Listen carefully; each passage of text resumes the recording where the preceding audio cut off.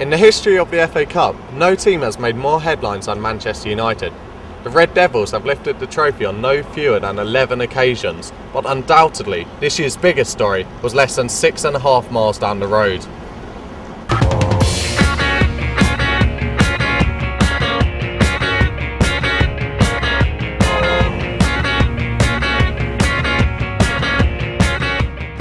When Droylsden were drawn against League Two Chesterfield in the FA Cup second round, no one would ever have predicted the drama that was to unfold in this classic FA Cup tie. The first two games of this 4-game saga were played at Chesterfield's ground Saltgate, where Scott Hatley picks up the story of this unusual FA Cup tie. In all, 4 games were played, 2 were abandoned, 10 goals were scored, some in peculiar circumstances, but ultimately an ineligible player for Droylsden cost them their place in the competition. The first game was played here at Saltgate, with Droylsden 1-0 up at half-time. The fog put pay to their progression into the third round. When the fog came down, I mean, okay, if the referee had took us to one side and said, listen, you know, it's foggy, we're abandoning the game, fine. What he did, he went into his dressing room, waited 15 minutes, and then I seen various people coming out of his dressing room, and then obviously decided to call it off. And I said, look, you know, at the end of the day, it's an FA Cup, all the fans here, so let's go outside, go to the centre circle. If you look left and right and you say it's too far, common sense will prevail, and we'll call it off. But he wouldn't even go out of his dressing room, just called it off there and then. Obviously being 1-0 up, it was quite frustrating to say the least.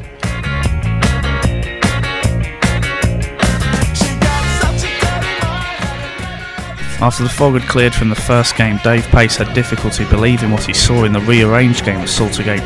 In the 78th minute, with the game evenly balanced at 1-1, Jack Lester managed to lob Droylsden goalkeeper Craig Mawson when he was supposed to return possession to the non-leaguers. Jack Lester, whatever you say, he meant it as far as I'm concerned. Well, really, Jack knows what he meant to do. All I know is that he certainly didn't need to chip the ball back. He could have rolled it on the floor. Whether he was deliberately trying to score, like I say, only Jack knows in his heart. For the second time in as many weeks, Richardson and Pace were at loggerheads. Not one he knows. I mean, I went running over to their dugout first and foremost, and he said there's nothing I can do, and that's backed up with what Gary Barres, my number 2, part of the coaching staff. He went over, nothing he can do, and then it was the chairman that sort of gave it the nod that he was going to let them score, which is the only thing to do. It's happened to me before, where one of our lads scored, and I immediately let them score. You know, I had a chat with my assistant Scott Sellers and 1 or 2 other people, and quickly came to the decision that we should allow them to walk the ball into our net and score and equalise, and thereby certainly end any accusations that we were being unfair and probably end a riot.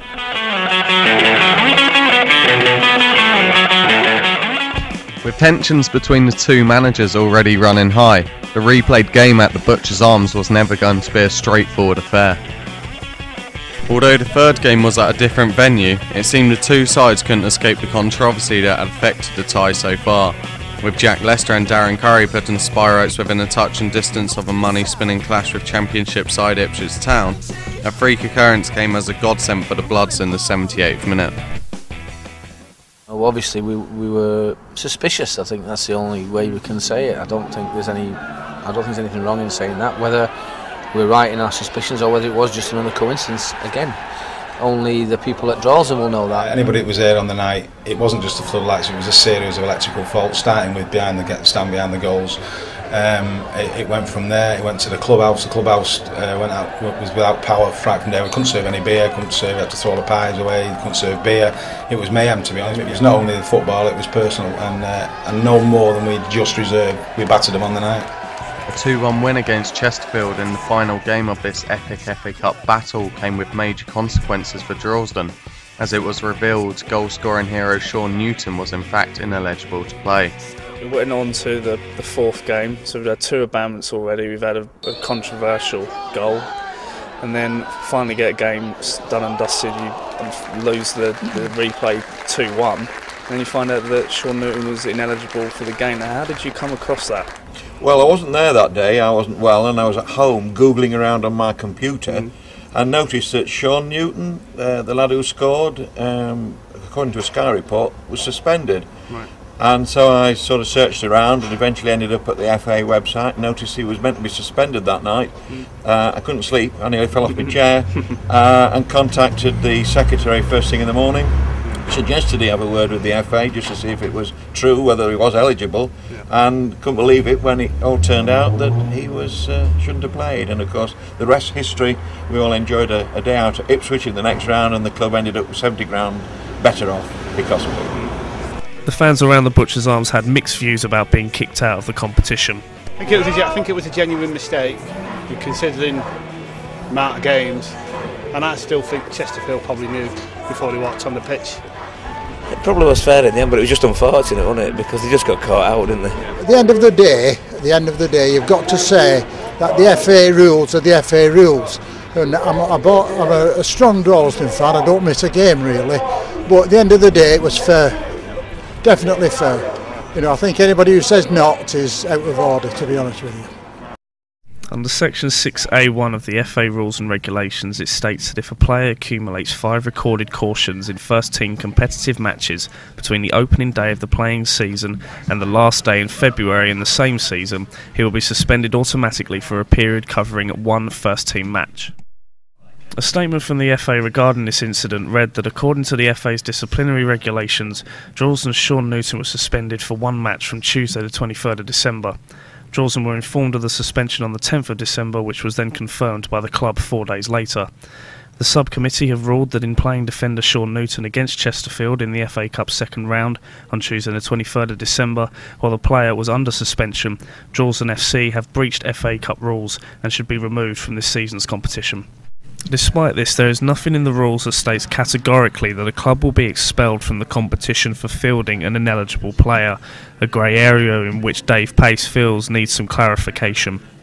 In the FA rules, it's got maybe kicked out of competition. Doesn't say will be. Now, if you're kicking it out of competition for that, then you might as well put will be kicked out of the competition. Because I'm disgusted with the FA on that side of it, and obviously I don't blame Chesterfield for that, because I'd have done the same. Yeah. But it was just that it wasn't done intentionally. It certainly wasn't done intentionally. I had every opportunity to change it. It was just with everything that was going on, it just got put to one side, and obviously we got caught out. 12 years ago, Chesterfield were on the wrong end of some FA Cup controversy as they were unfairly dumped out of the Cup semi-final by Middlesbrough, then raising the questions over whether the smaller sides will ever get preferential treatment over the bigger sides in the league. Over a decade on, and it's Droylsden's turn to suffer at the hands of Chesterfield. But is this just another case of big team, little team, or is it that the FA had putting the underdogs back in their place for an oversight? They made a massive error. I don't think you could say they got what, if you're talking about the floodlight failure, no, I think in terms of the rules and regulations on suspended players, you can't play a suspended player, and the fact that they can make all the excuses they want in the world, but then it's pretty clear cut. They should have realised that when he would be suspended from.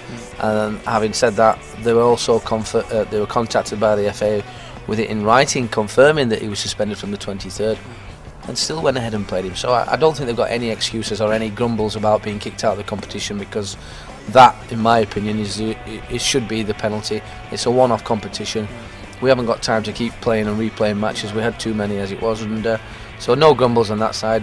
With the floodlight situation, like I say, I'm not so sure it wasn't just a really strange coincidence. No one can ever prove it. That'll never happen again. 4 games, 4 ties, or 4, the goal, the floodlights, and it'll never happen again. I thought that from all the way. To be honest, the fog situation, that was the first one, which I thought, small team, they wouldn't have got away with that if they was playing Fulham or Man United or anybody like that. So yeah, I felt a bit grieved on that. And then to be honest, at the end, common sense should have prevailed. It wasn't done intentionally. There's a difference. If you've done it on purpose, then get caught by all means, yeah. But it definitely 110% wasn't done on purpose, and he's played in every single round, had the opportunity to move the game, everything stacks up, but decided to kick us out of the competition, which was totally heartbreaking, to be honest. Well, after the behaviour at a number of the games, it was just desserts, and a nice final twist to the whole saga. Either way, life goes on for the Blue Square North side as they battle to try and gain back promotion to the Blue Square Premier.